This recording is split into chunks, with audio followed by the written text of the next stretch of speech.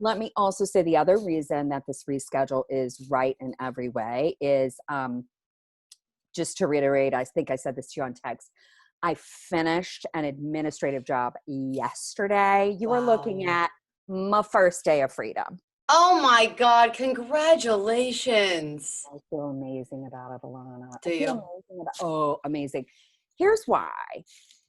Um, I have been getting, I mean, for a while, like at least for 5 years, and it might be longer. I'd be in my classroom at St. Mary's and I would go, I love this. I love the students. I have this real call to be able to bring what is that I do to broader communities. Like, why do you have to be a registered college student to have dialogues about systemic racism and white supremacy and white privilege and anti-racism, right? Like Mm-hmm. that isn't what 100%.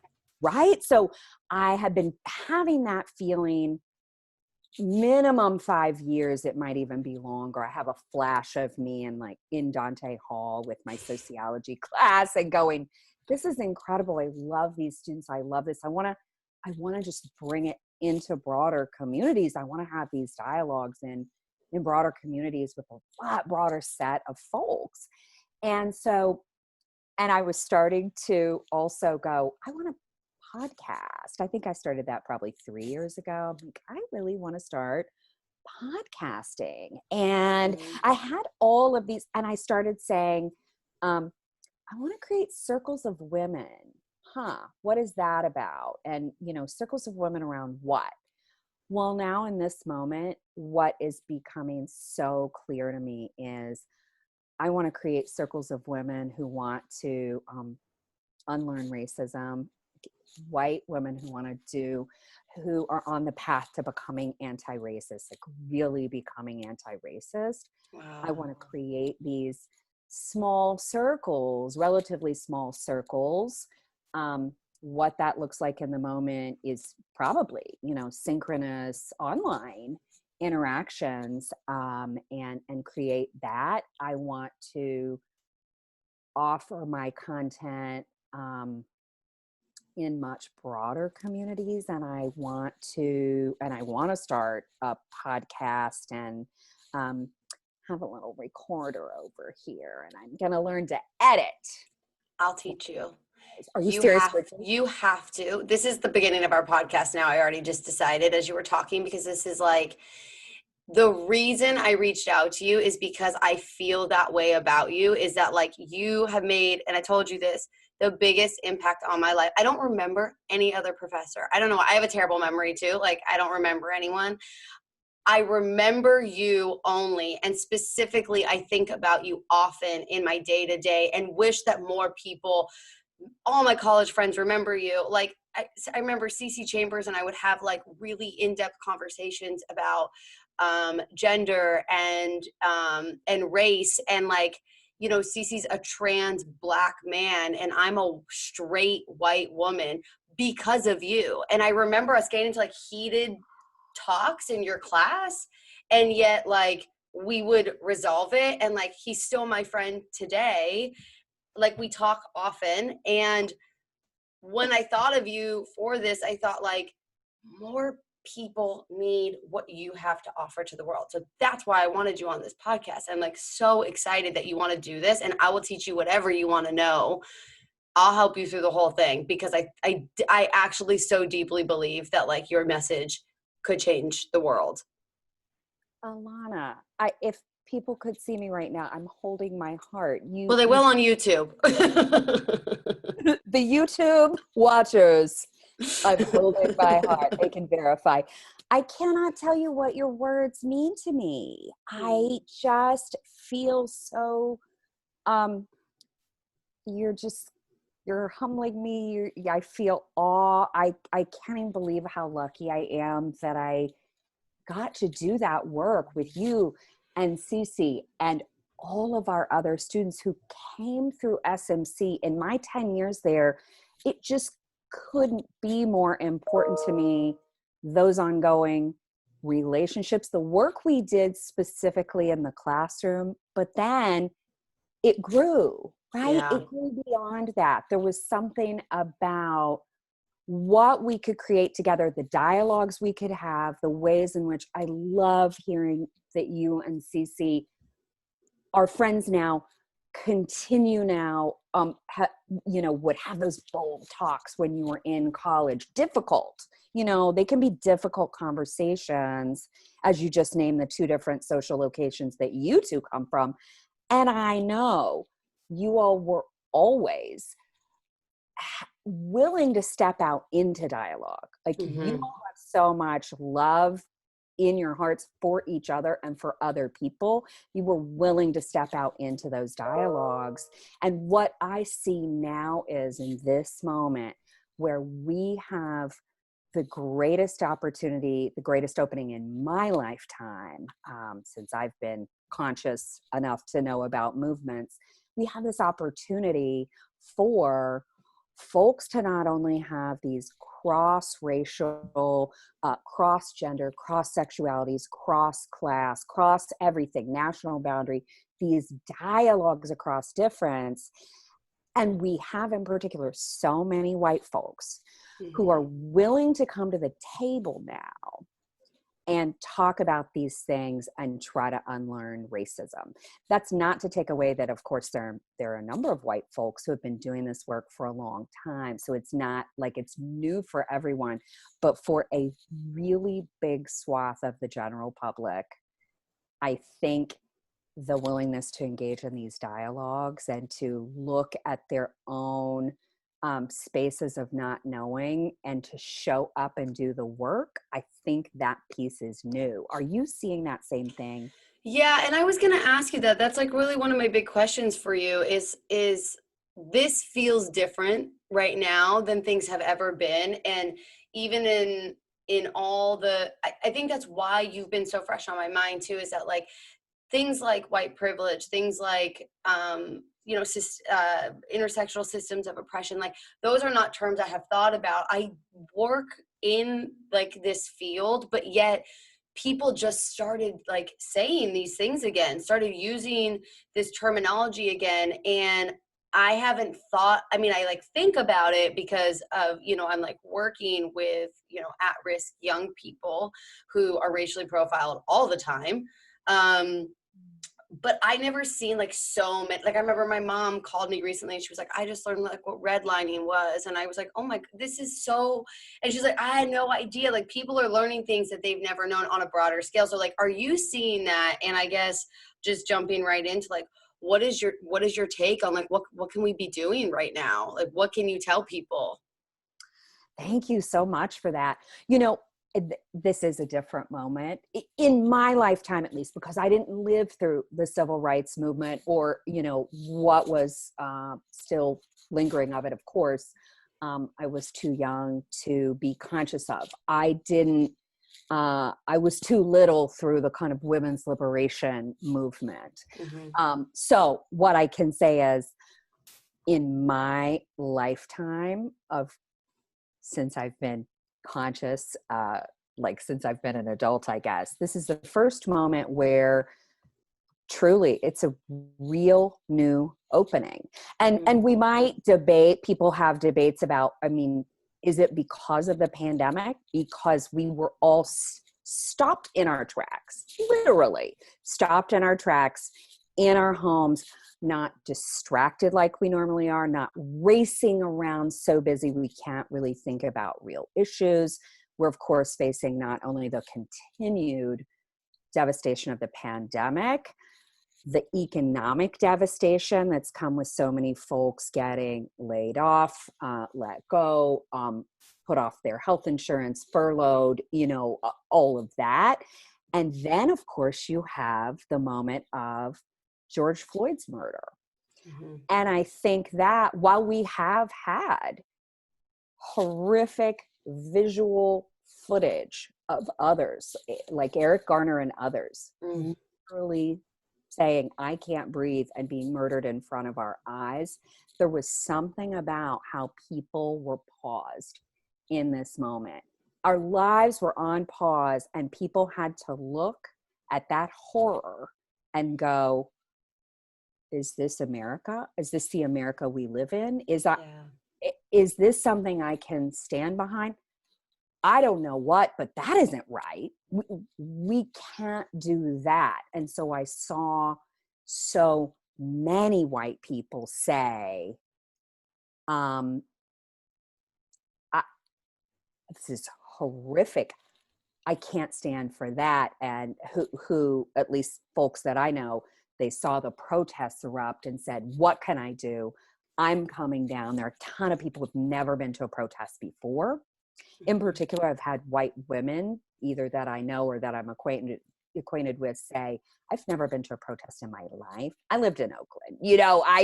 For me, that's Mhm. part of life. But of course it wasn't before I moved to Oakland.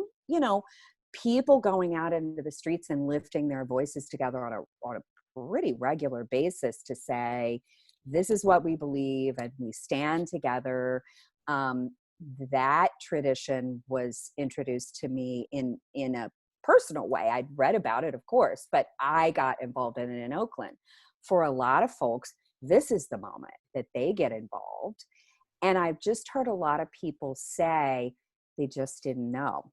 They just didn't understand. So folks of color, of course, and particularly folks in the Black community have said, I'm not sure why you didn't get this before. I'm not sure why Eric Garner's murder in front of your eyes didn't get you, or I'm not sure why, fill in the blank of the absolute countless number of Black men, women, and trans folks that have been murdered, and many of which we do have footage of.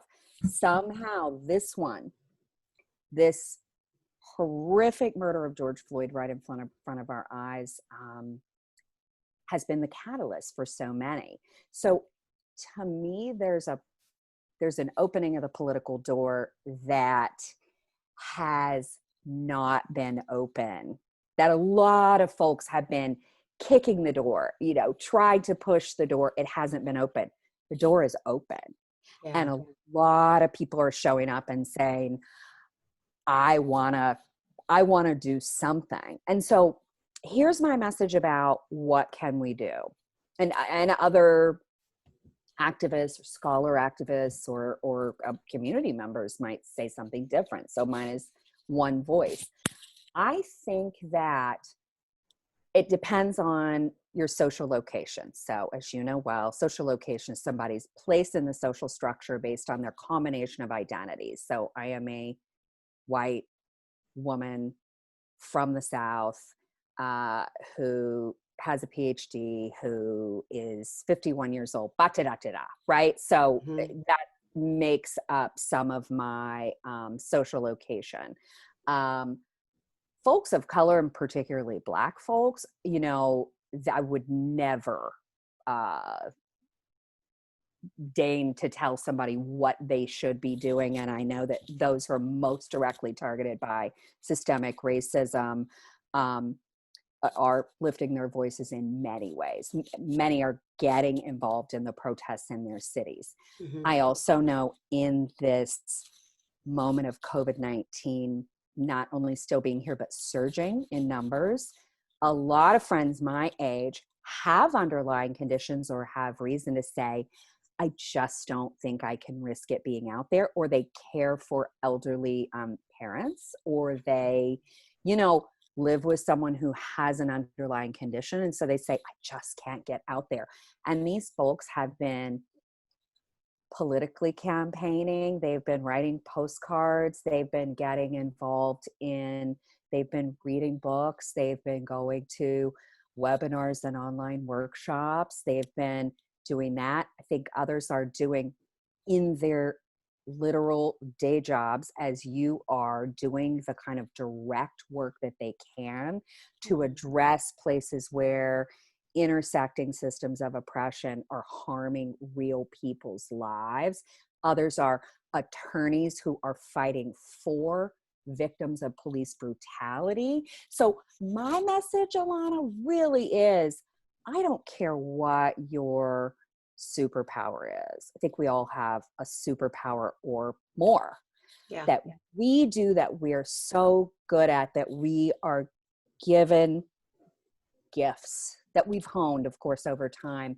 I think whatever your superpower is, you can apply it. If you're an accountant, you can be doing work with small nonprofits or, community members directly. Yeah.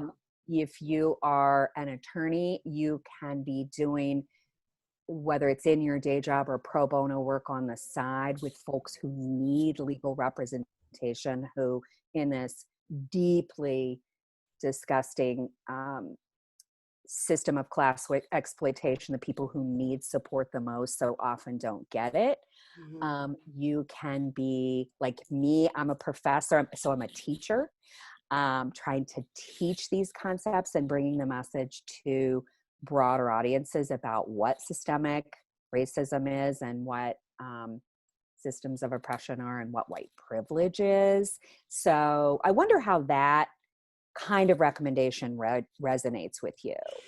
It's not like we all have to do the same thing. It's really about use what is your superpower, and go for it, but find out from those who are most deeply targeted. So in this moment, what is the Black community in your city or town or region needing, crying out for? You have to ask questions, and you have to work with folks, and you have to listen, and you have to act accordingly and lend your gifts accordingly, I think.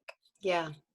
Yeah, I think that's so well said. And I think that is what I think the reason that I felt empowered in your classes, in your classroom, is because it was never like, well, if you have white privilege, then you need to sit down. It was like, actually, if you have white privilege, you need to speak up and stand up, and let's talk about it, and let's talk about what that means for you. And so what you're saying is, and I think that's the message right now, but what I like that you're saying is that there's not like one thing you should be doing, because I felt the same way when I lived in Oakland too. And, I grew up in the Bay, where I remember I was protesting at my local park when I was in high school. Right. And when this happened, I was like, I'm kind of nervous about COVID still. And it crushed me. And then I eventually went to one march, and that made me feel amazing.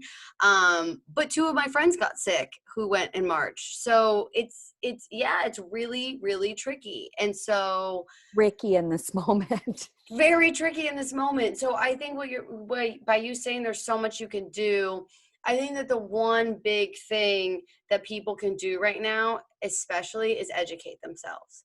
And so I would love for you to, and I know that you could probably go on and on and on about this, but can you just tell us what intersectional systems of oppression are? Can you define that? Can you define systemic racism, and can you define white privilege? Of course, absolutely. If it's okay, I'll start with systemic racism, and then I'll go white privilege, and then I'll go intersectional systems of oppression in a kind of one system and its specificity, and then go to the broader systems of oppression. So Perfect. systemic racism, I always say, as a sociologist, I'm always fighting against the kind of traditional American idea of rugged individualism. So when applied to racism, rugged individualism looks like people saying, oh, it's just one bad apple. I mean, if we got rid of that guy over there, we know he's either a member of a white supremacist group, or he's horrific in very overt ways to whether it's Black folks or whether it's other groups of color.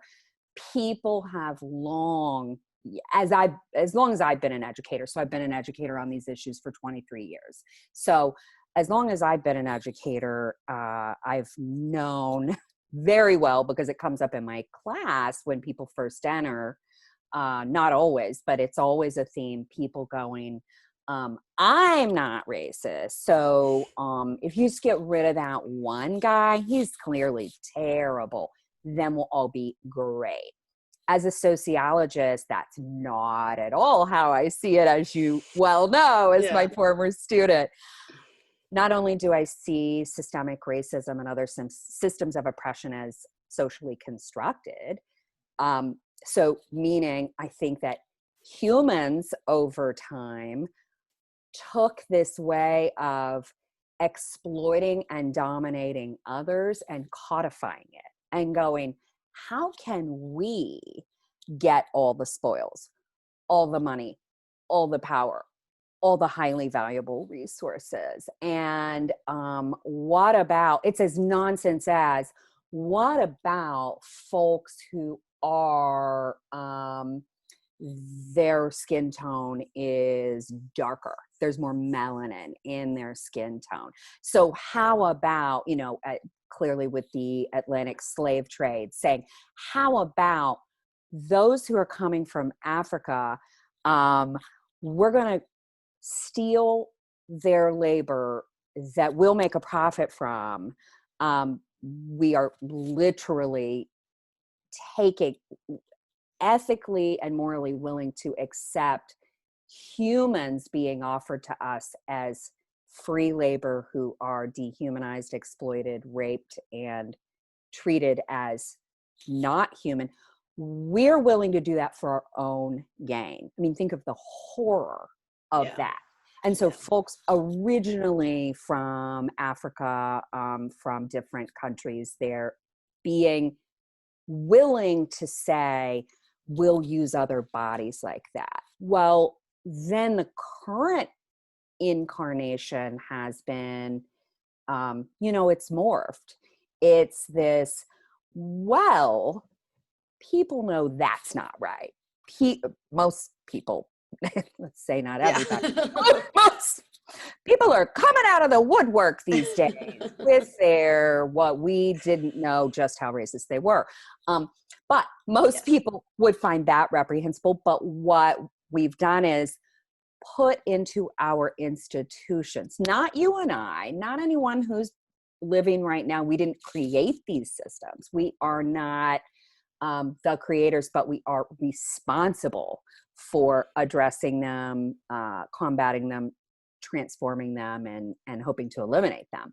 Mm-hmm. So when you have folks who, in this current incarnation, the idea built into all our institutions is some folks should get all the highly valued resources. And that goes from, the money they're paid, the status they have, the quality of health care they get, the level of clean water that they have access to or not.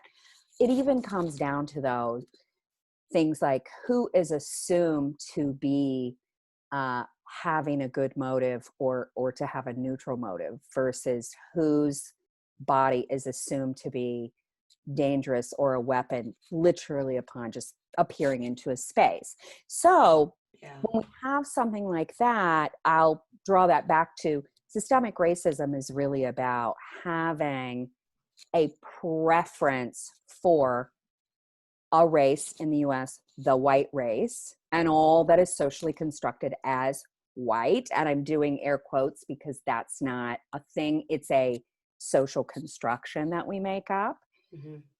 So having a preference baked into all of our institutions for those who are white, and then having the opposite side of the coin, the penalty, the discrimination, the bias against folks of color, and in particularly, I want to say in this moment, speak about the ways in which Black folks are seen as, in these systems, seen as Black bodies, seen as dangerous, as weapons, as you've heard many times, people saying, I feared for my life. You did? Because that person didn't have a gun, wasn't doing anything, had their hands up, were on the ground, handcuffed. What?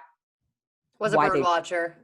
Was watching birds, was fill in the blank, was asleep in her bed, was looking at the BB gun / air rifle aisle in a store, was a 12-year-old,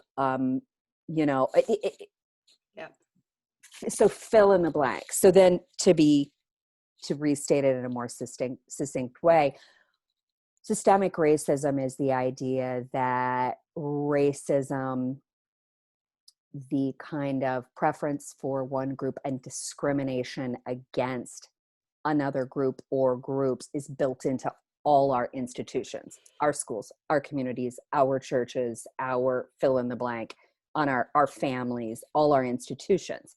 If you come from that place and then you say the one bad apple model doesn't work anymore, if it's baked in and it's the air we breathe, you are likely, most folks are likely to have grown up with racist ideas. This group is the good and right and best, and their practices are the ideal. And then this group is demonized. Why?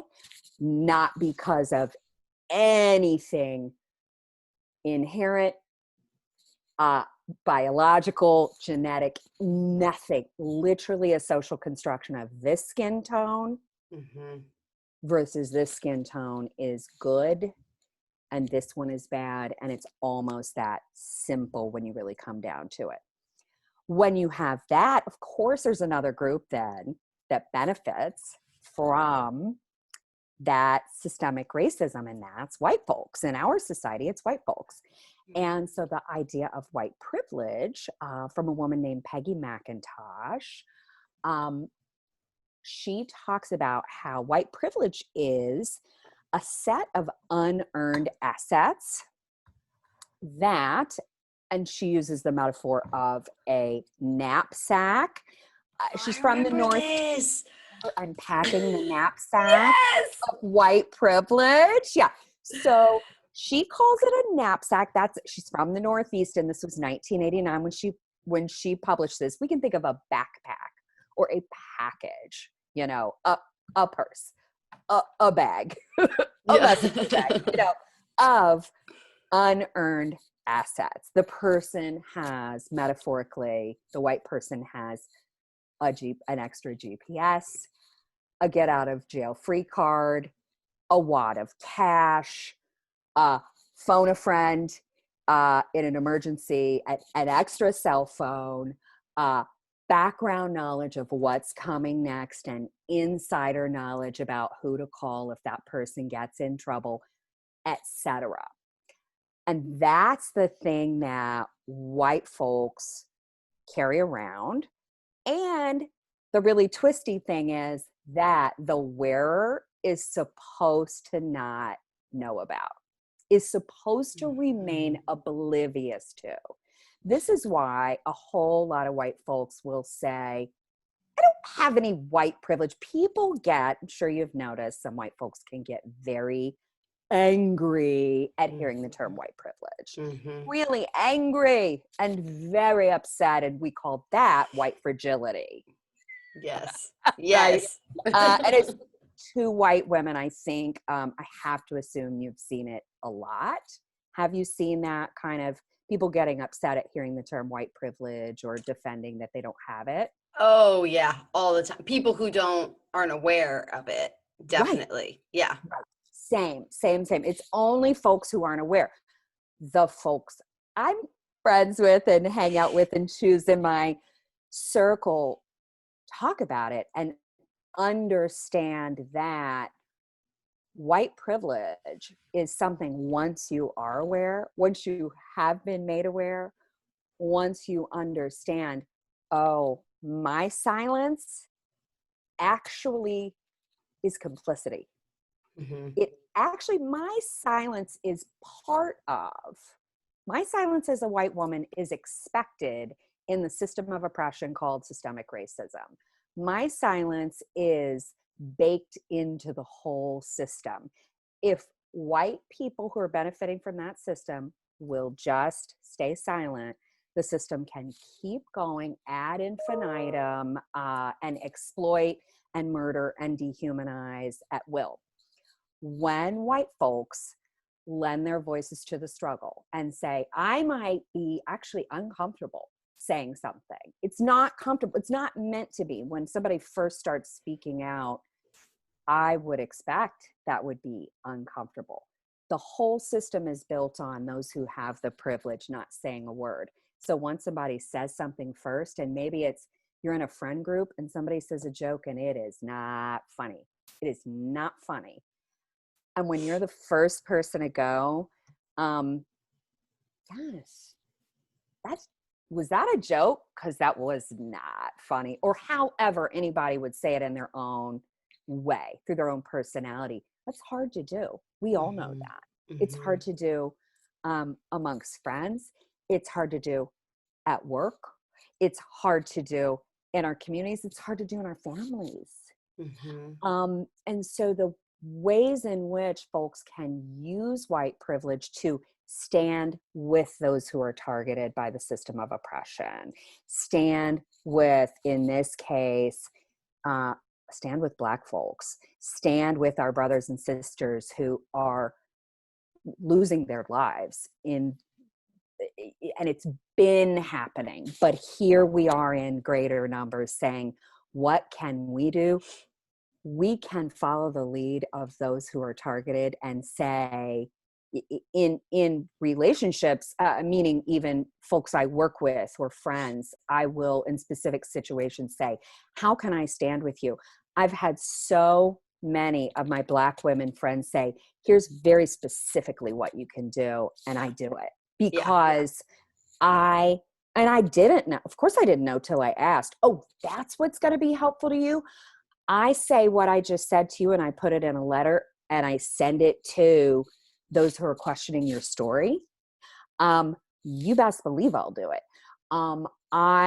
If what is going to be helpful to you is I come and in the meeting, we together decide that, no, we're not going to let all the women be interrupted again and again. And we're going to go in and go, Sandra, I'd really love to hear your story. Can we get back to Sandra's idea? I thought that was a great one.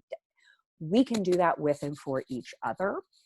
And so to me, it's both the willingness to break the silence and it's the willingness to be in partnership, be in dialogue with, and be in solidarity with those who are most directly targeted. Because how do I, as a white woman, I study this all the time. I've spent my adult life dedicated to the study of these systems of oppression and the ways they interlock.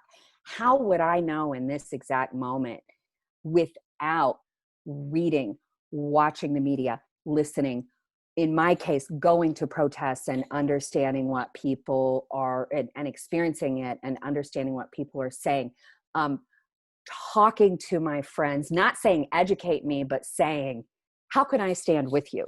How can I support you? I think it's all relational when you really boil it down to it, whether it's one-to-one or myself or a collective with the Black Lives Matter movement or any of those things. I think it is really relational.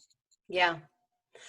I remember being in your classroom 10 years ago and doing the Peggy McIntosh knapsack activity.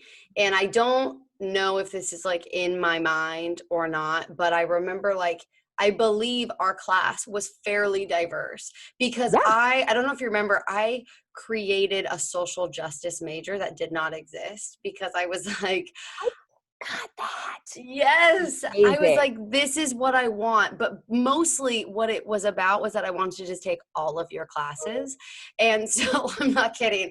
And so I made this social justice major. So a lot of your classes, I remember it was like race and ethnicity and I don't remember. I'm like blanking on society, and then the just a bunch of, I can't remember which ones you were in. Social problems class, and the I had a class called Ethnic Groups in the U.S., African Americans, and and social movements, and then those would be all the classes I would get to teach and cycle through, and wealth and poverty. So yes. all those. I took all of them. That's probably why you're the only professor I remember, because I think I only exclusively took your classes. So like now I'm trying to think about it. But I remember being in your classroom, and I recall it being a fairly diverse Yeah. class, and doing that activity of like what's in your knapsack, and being blown away by like discussing what the difference between what was in our different knapsacks, and becoming aware of it for the first time, like you said. And it was so uncomfortable, and I think I didn't even realize the impact of it until really like now. As you were saying that, I was like, you created safe space forums to have people from different backgrounds, from different races, with different knapsacks, to share those things, and even get a little bit of upset about it. You know, Mhm. like there was a lot of like, I mean, we were 20, 21, so brand new realizations coming up, which brings up a lot of emotions. And I don't think I realized till now like how progressive that was, because that doesn't happen. And like you were there to mediate those conversations, but again, like to have those at that age, and to realize that stuff at that age is so impactful. And I think you taught me at that age that what's important is to like you're saying right now, is like at 20 years old, I learned to recognize my privilege, to own it, to speak up about it.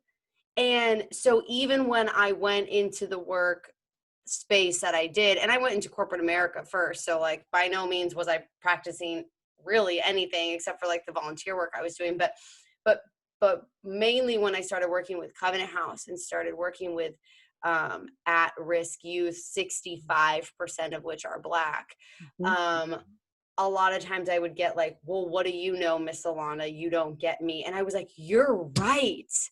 You're right. And but that's why I'm here, because a lot of people just feel intimidated by being like, well, I don't really know, and I'm nervous to ask questions. But you taught me at 20 years old to like put yourself in that uncomfortable space where there's a bunch of people who did not grow up like you, and own it, and but like move it, but make it serve your community. Like you don't have to not do you it doesn't mean that you're helpless if you grew up at like a higher socioeconomic background and of like a privileged race. In fact, there's so much you're doing it. Like you're doing it. I think that I've learned to do it. I think I see a lot of people who do it, and I think that it's incredibly impactful because we need more allies. Like that's what is so important right now. Alana, I can't even tell you what your words mean to me, to think that those seeds that were planted and that practice has lived with you is just, you have to know, of course, music to my teacher's ears, and just, you are giving me such a gift. Thank you so much in telling me that. Yeah. What is so funny to me, not funny, haha, is I have been since since I was 27 years old, I've taught these classes, and I'm counting, when I was in graduate school and I started to teach my own class on race, class, and gender Wow. inequalities. I mean, that was 1997, and I have to tell you, um, I now have friends who say, "Have you heard of the unpacking the knapsack of white privilege?" And I'm like, Mhm. uh-huh, uh-huh. I have been teaching it since 1990. I'd read it before that. And it's great. It's great, great, great that a lot of people are now opening to it. There's a strange, surreal sense of, uh-huh, yes, I have. And not that every text anybody could ever name have I taught it or have I even read it. I mean, there's so many fields that have pieces about systemic racism and the history of systemic racism and how it was built, all these different pieces. So it's not like I'm trying to say I've read everything, but it is funny how many folks have known me that whole swath and didn't quite know what I was doing. I now realize at first I'm like, Yeah. what did you think I was doing? Like, you've met me. What did you think I was doing? And what I'm realizing, Alana, is a lot of people thought when I said I'm teaching the sociology of race and ethnicity, or, I'm teaching a class called Ethnic Groups in the US, African Americans, or I'm teaching race in the US, whatever it's called, always from a social lens. I think white folks generally, I'm not saying about my friends specifically, but I think generally a lot of white folks that, well, that doesn't have anything to do with me, Mm. right?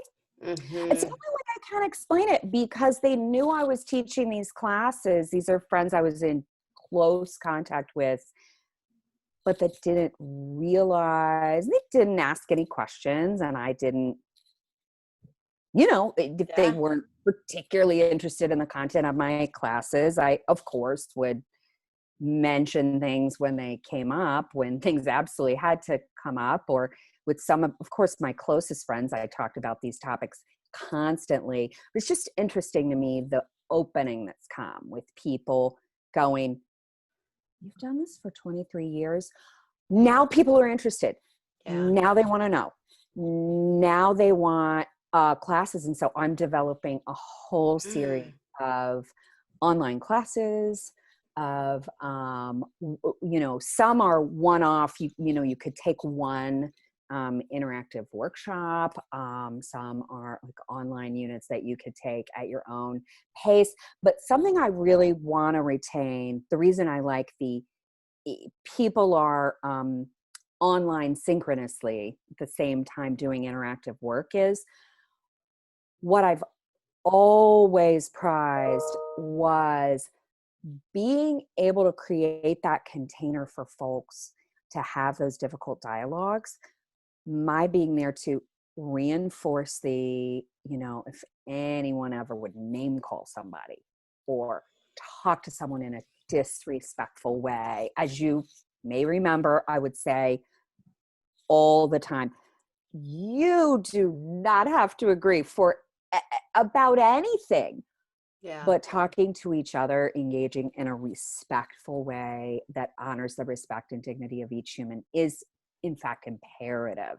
In this classroom, we do this, and then I would just model it, and then I would just address it if a violation of those rules happened, and I would make sure that that person who had just violated the rules was brought back into the fold.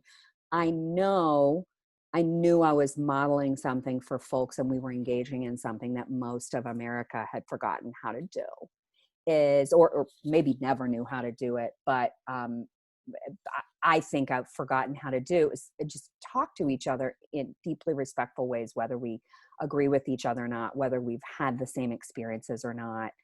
And in those classes, I hoped for folks, what you're describing is quite seriously what I hoped, was people really gaining a deep understanding of Mm-hmm. each other's perspectives, and of themselves. So the personal work that you do once you learn about the system of oppression, I pair those. And I didn't really think I was unusual in any of that, Alana, but I realized that my undergrad is in psych, and I have a master's in counseling psych, and I have a master's in Mm. sociology, and a PhD in sociology. So I have the structural piece, but then I say these systems live in our individual lives, and we have to think about how each of us has been shaped, how our lives have been shaped by the system. And if you're white, speaking out is crucial. I just said to a group last night, you do not have to have the perfect thing to say. You don't, but you do have to be authentic.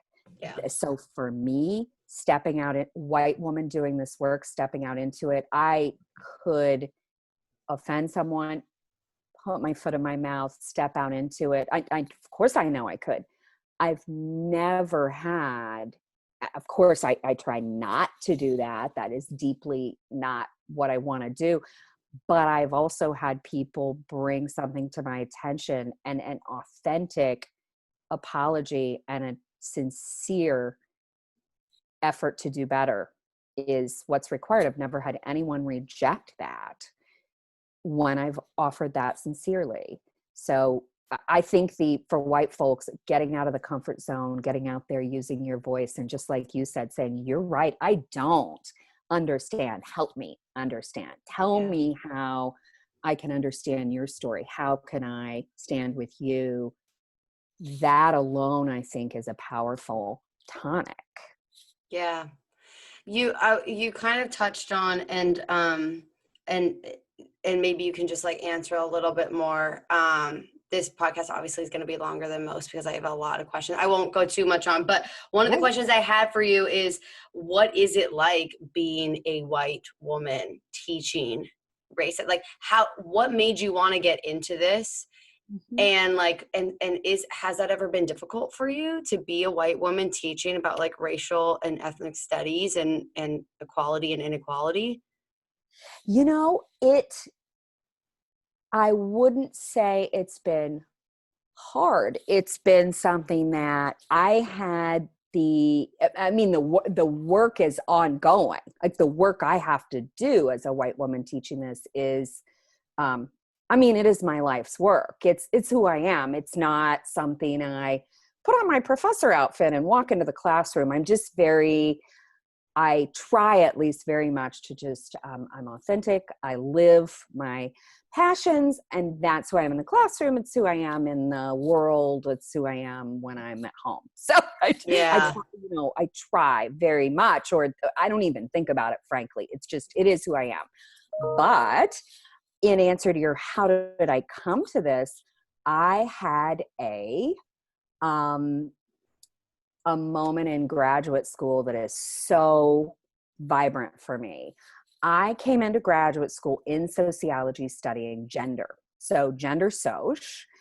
I was completely, from when I was in psych, I was gender psych, and I followed that path all the way through. And then I started the PhD studying gender soc. And I was taking, as part of my classwork, PhD level classwork, which is at the very beginning. And then after that, you go into exams and dissertation writing. So this was very beginning. I took a sociology of race and ethnicity PhD level course from an incredible instructor named Yvonne Newsome at Vanderbilt University. How can I not say my own alma mater?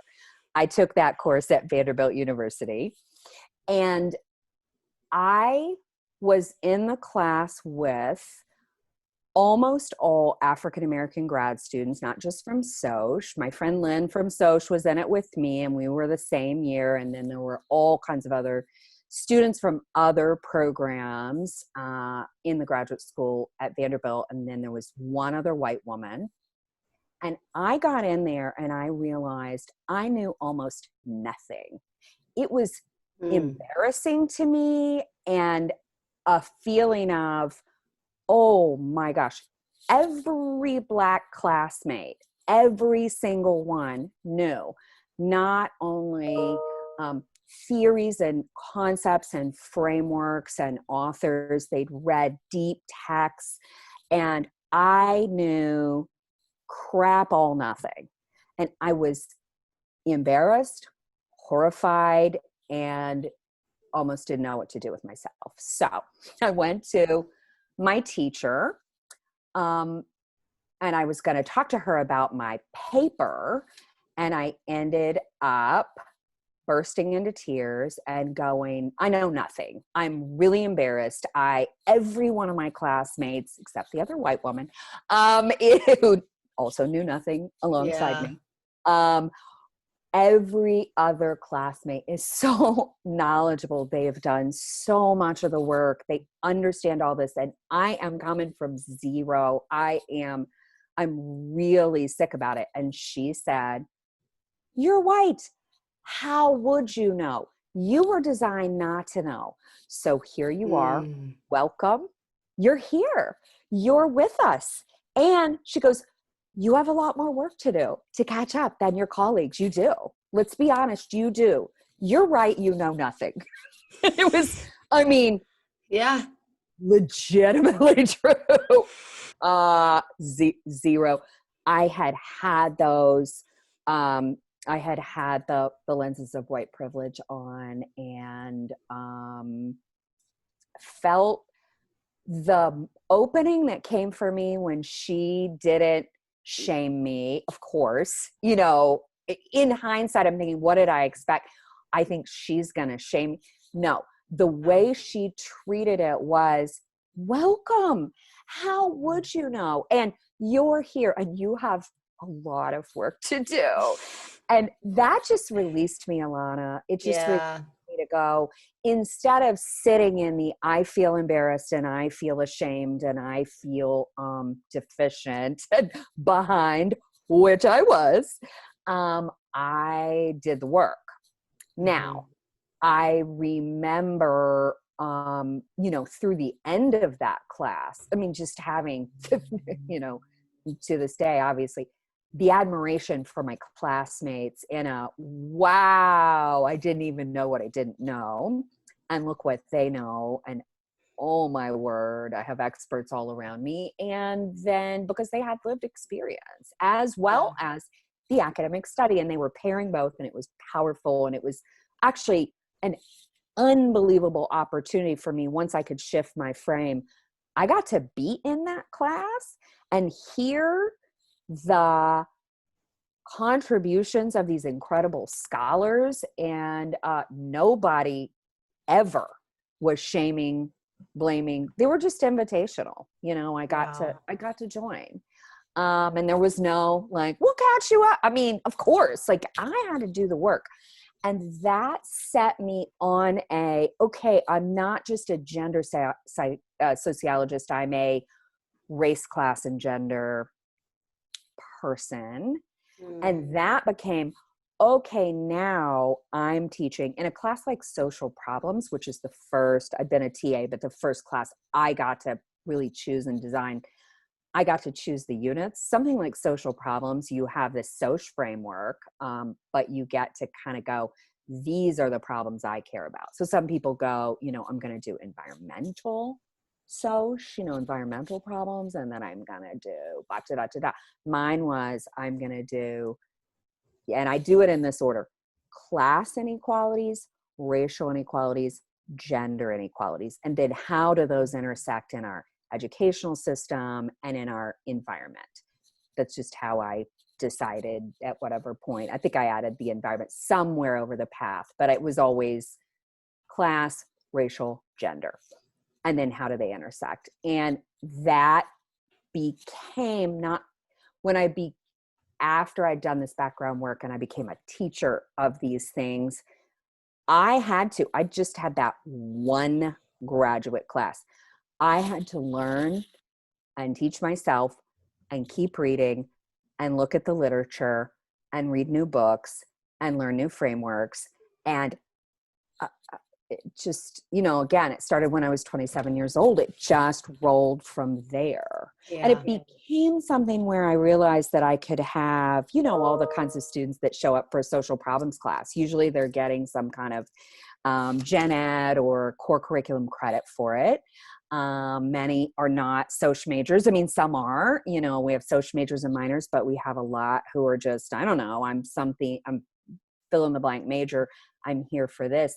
I realized I would get a really wide set of folks in the class, and that I had a gift for creating dialogue around setting up these structural frameworks and saying, look, class exploitation, patriarchy, systemic racism, and the pairing white privilege.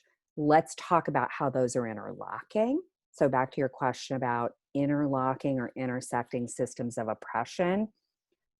One supports the next. You can't just say, we're going to end systemic racism. Let's say for a thought experiment, we do, and we still have patriarchy plus the misogyny, the mistrust and hatred of women that goes with that. We have heterosexism, we have ableism, we have American imperialism. It's daunting, but all the systems of oppression reinforce and support each other to keep people dehumanized, exploited, and even murdered in, real, as we well know, real persons are murdered as parts of these systems, whether it's one or interlocking systems. What I try to do then is get people to this, once you get that structural vision, and I ask them to put on their social lenses as if it were a pair of glasses. And for a moment, go beyond that individualism, that rugged individualism, and shift to, this well from early sociology, shift from what did that person in poverty do? What did they do to put themselves in poverty? No.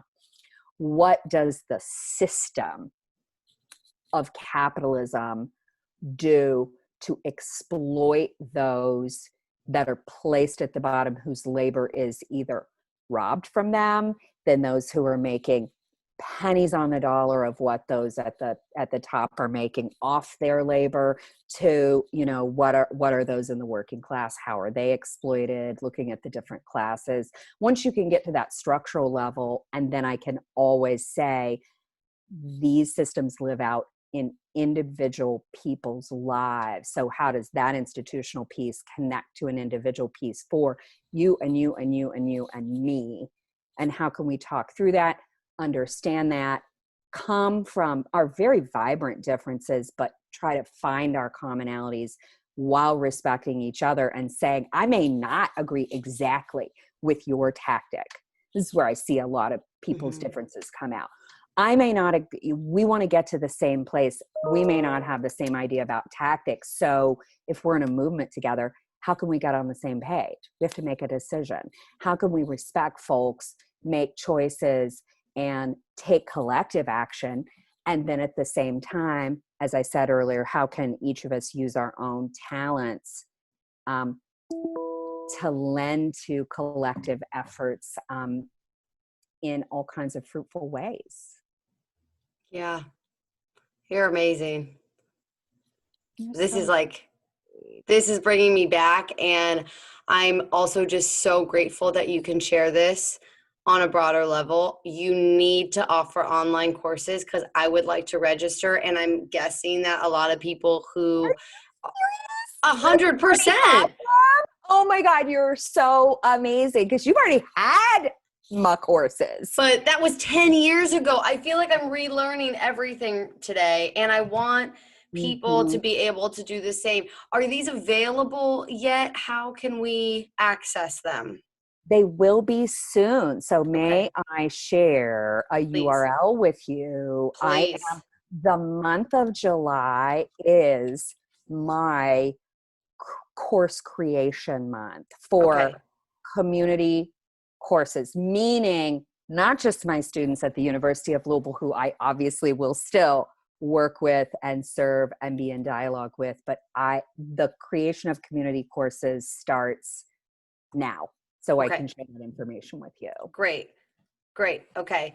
I definitely want it. I want to share it in this post so that the Give a Damn community can access it as well.